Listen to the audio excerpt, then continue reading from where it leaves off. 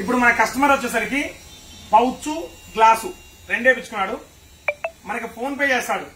Phone pay అయినా clear గది ఒక్కసారి ఫోన్ పే చేస్తాడు చూడండి.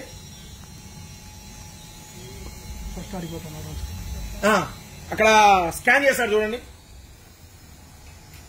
ఫస్ట్ ఏ విధంగా స్కాన్ చేస్తున్నాడో ఒకసారి చెక్ చేసుకోండి.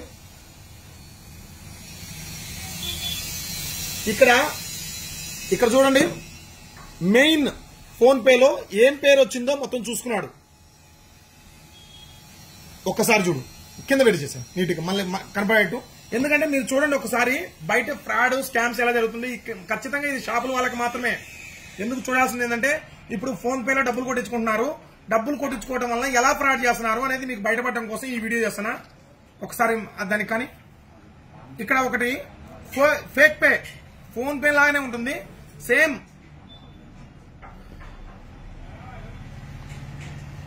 కేవలం అవగాహన కోసమే అండి.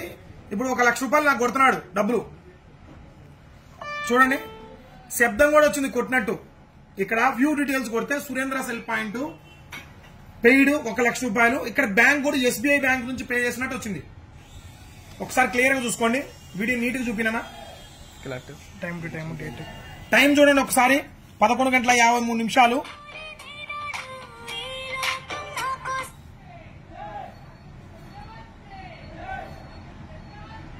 11:53. డేట్ 26 జులై 2024.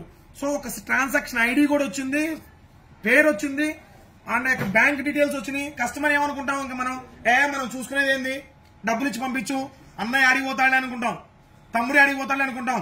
కానీ ఇక్కడ ఫేక్ పే చేసింది. ఒకసారి చూడండి, యాప్ చూడండి. ఇంక ఏం పని చేయదు.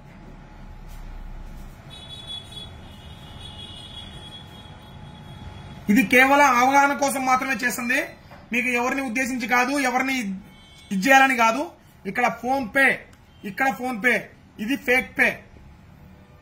జస్ట్ పేరు, అమౌంట్, సబ్మిట్ అంతే, కొడితే అయిపోయా.